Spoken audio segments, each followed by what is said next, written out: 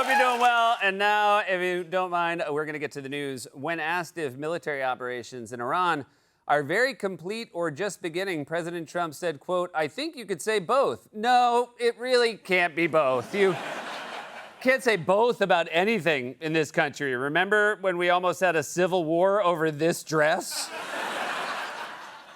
While speaking on Monday to House Republicans, President Trump gave an update on U.S. military operations in Iran and said, quote, "We've already won in many ways, but we haven't won enough." That's not how winning works. Either you won or you didn't. I don't know about Iran, but I think Merriam-Webster is ready to surrender. According to a new report, President Trump has been gifting administration officials pairs of $145 Florsheim dress shoes, and apparently without asking anybody their sizes. Look at that. It's like the last 5 minutes of the movie Big. What was Trump thinking? They don't fit now, but wait until your ankles blow up like mine. Ankle air, it comes for all of us. President Trump today traveled to Ohio and Kentucky as part of his affordability tour. And if you're wondering how that affordability is going, he had to walk. These Florsheims are killing me. In a post today on Truth Social, President Trump called former Congresswoman Marjorie Taylor Greene Marjorie Trader Brown and added, quote, "Remember, green turns to brown under stress." Okay, for the last time, if you have to explain the joke, that means it's not good. If it's funny, they'll know. See? I didn't have to say, "'cause he looks absolutely washed." Taco Bell this week unveiled more than 20 new menu items. 20? Are you crazy? You can't throw 20 new items at people who are too stoned to make mac and cheese in their dorm? I can't do it, man. There's too many buttons on this thing. Let's go to Taco Bell where there are fewer options. The restaurant chain Buffalo Wild Wings this week unveiled its new wing-flavored espresso protini, which is made with a scoop of muscle milk protein powder. Great for people who've always wanted to drink a podcast.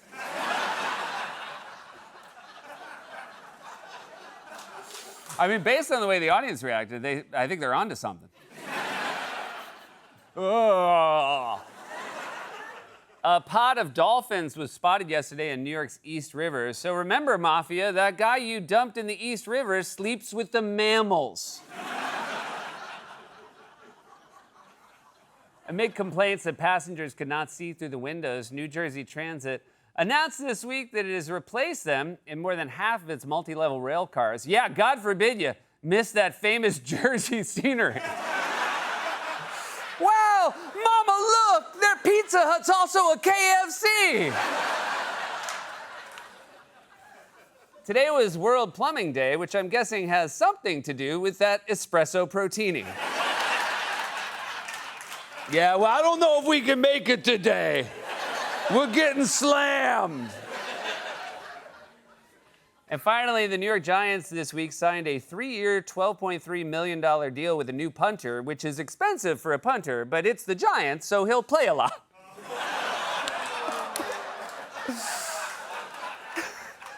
First, I can't see out the window. That was a monologue, everybody. We got a great show for you tonight. He is a legendary actor. You know from classic films such as Escape from New York, Tombstone, Once Upon a Time in Hollywood. He's currently starring in the new series The Madison, which premieres March 14th on Paramount+.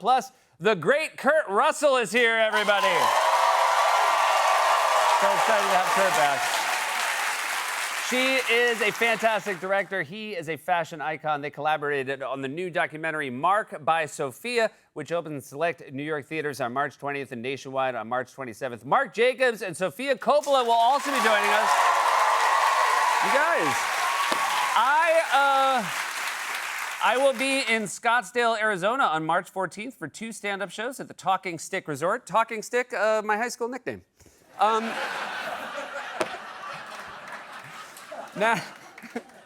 That's what the football coach called me when he cut me. You're more of a talking stick. Anyways, the late show sold out, but good news, there are still tickets for the early show. For tickets and more, head over to SethMeyers.com. By the way, SethMeyers.com, I want to shout out my college roommate, Mike Lazaro. When I got hired on SNL, he bought the domain name SethMeyers.com. That's why I have it. And it was incredibly sweet, except what he charges me to use it. Onerous fee. The reason I'm doing a second show, first show, I don't even break even.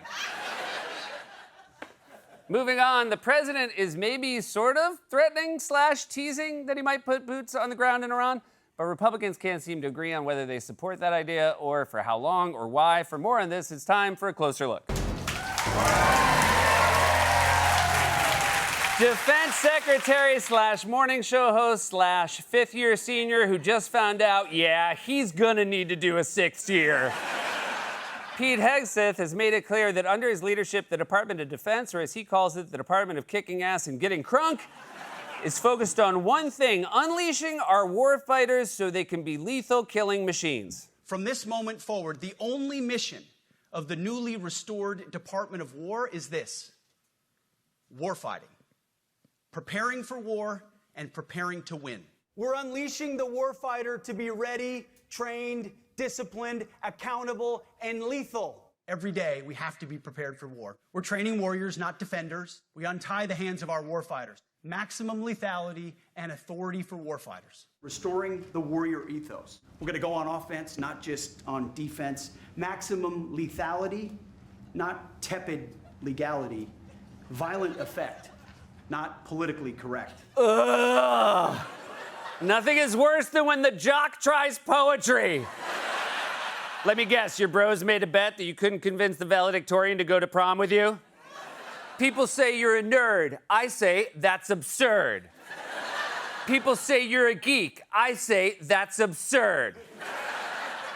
But the point is, Hegseth is refocusing on the core mission, warfighting. And before we go any further, was there a problem with the term warfare? Did we need warfighting? It's just a weirder way to say the same thing. It's like asking someone if they want to go out to dinner eating. Modern Warfare was a popular video game. Modern warfighting is a janky board game your nana gets you because she sucks at listening. Here you are, just like you asked. Turn up your hearing aids. But back to Hegseth, you heard the man. The department is laser focused on warfighting, and that includes the budget. No more frivolous spending on woke BS. This administration is going to be a vigilant steward of taxpayer dollars. They will not tolerate waste, fraud, and abuse. In fact, every night, Donald Trump sits down and balances the books himself. Okay, let's see, that's $5 for soda, $10 for printer paper, and $77,000 for hand makeup that's not fooling anyone. But it's true. This administration will account for every penny they spend. They said they would cut wasteful programs like cancer research, food for children, and they kept their promise. From now on, the government will only spend money on stuff we absolutely need. Uh-oh! That's the late night sarcasm alert.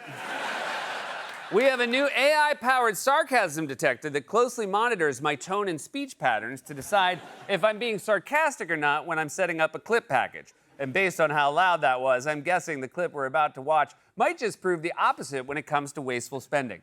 Today, we got reports that initial estimates showed Trump's war cost American taxpayers $5.6 billion in just the first 2 days. At the same time, a new report from an external government watchdog finds that Pete Hegseth's Pentagon was already on a massive spending spree before the war began, dropping $15 million on, wait for it, if you haven't seen this story, look it up, steak, and another $6.9 million on lobster tail in just the month of September. They spent $15 million on steak in 1 month? Who are you, Sterling Cooper, Draper, and Price? If you're gonna eat that much steak, you better have come up with a new campaign for Lucky Strike. No wonder Hegseth always looks miserable. He's 24/7 meat constipated. That's the face of a man warfighting with his colon. Also, it's a real contradiction that you're telling us how tough you are, but now I can only picture you wearing a bib. We are gonna rain hell down On them from above. I need the tiny fork. Who has the tiny fork? But the waste doesn't end there. Pentagon also spent nearly $6 billion on IT systems. That included $3.5 billion for tech support and cable TV. Luxury music instruments, including a $98,000 Steinway piano for the Air Force Chief of Staff's home. Okay, but before you judge, just remember the Air Force Chief of Staff is Elton John. I mean, it makes sense. He's an expert on rockets, man. And I told you that would be a good joke. Wait a second. The rhyming, a grand piano, is Pete Hegseth slowly turning the Pentagon into a theater camp? Oh, is this summer's production? Please, oh, please tell me Hegseth's gonna play a tortured First Lady in Oh, Melania. Hegseth claimed his focus was gonna be on warfighting and lethality, but it sure seems like his actual priorities are very different. He's gonna have to rewrite his next speech. From this moment forward, the only mission of the newly restored Department of War is this. Furniture, king crab, lobster tail, ribeye steak, cable TV. Luxury music instruments. So the Pentagon seems a lot more focused on fancy meals and high-end instruments than laying out concrete goals for the war in Iran, which might explain why no one seems to know what we're actually doing there. For example, here's a simple question a lot of Americans have. Is this about regime change? Republicans, can you get together and give us one clear answer? It would be an absolutely incredible, historic feat if we can get the Iranian regime to collapse. This isn't about regime change. Is regime change, as you see it, the objective here? Absolutely. To me, it is. This is not a so-called regime change war. But the regime sure did change. That sounds like the last line of a Fast and Furious movie. Was Vin Diesel driving when you said that? This isn't regime change, but the regime sure did change. You said it, Pete. Now let's ride. So Republicans can't decide if this is about regime change. What about Iran's nuclear program? Were they close to a nuclear bomb or not? Iran's key nuclear enrichment facilities have been completely and totally obliterated. If we didn't hit within 2 weeks, they would have had a nuclear weapon. You want to call it destroyed, you want to call it defeated, you want to call it obliterated, choose your word. They're probably a week away from having industrial grade bomb-making material. It would take years to bring them back into service. We have a commander-in-chief tonight and President Trump who saved us in literally the nick of time. If we'd waited another year, they would have had 11 nuclear bombs. He saved us in the nick of time. That's what I told my Meemaw when that traveling music man came to town and sold us all those instruments. I don't care if you think he's a charlatan. You old warthog, he sold us a piano for only $98,000. Now me and Pete can do our two-man show, Graham and Cracker. Also, I love that Lindsay said they would have had 11 nuclear bombs. It's such an odd, specific number. So they can't agree on whether this is about regime change or whether it's about nuclear weapons. Can you at least tell us if the president might put boots on the ground? Or, as Pete Hegseth probably calls that, boot pudding.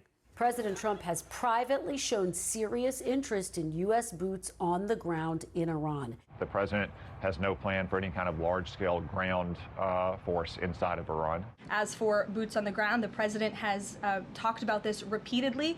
Wisely, he does not rule options out. Did we not just invade? We are not invading. Are you seeing boots on the ground there? Because I'm not. I don't have the yips with respect to boots on the ground. I do not believe the president will send boots or put boots on the ground. That's a whole different story. And as I said earlier this week, I don't think I'm wrong on that.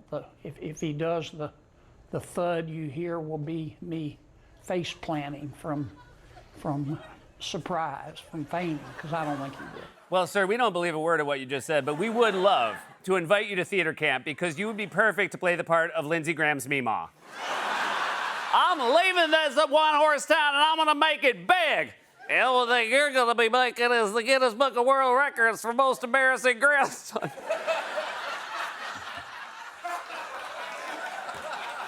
Oh no! Oh, I think this might be is this how I die? Trying to do two Southern senators talking to each other? That's what the palm reader said. She said that's how I die. I think just skip ahead through this back and forth, Wally. It's the next 55 cards. If you're gonna do something as serious, send troops into war, you should be able to explain why. But they can't, and Americans are angry. We have no idea what state Iran's nuclear program is in, but one thing we know for sure is that Trump's approval rating has been obliterated. This has been a closer look.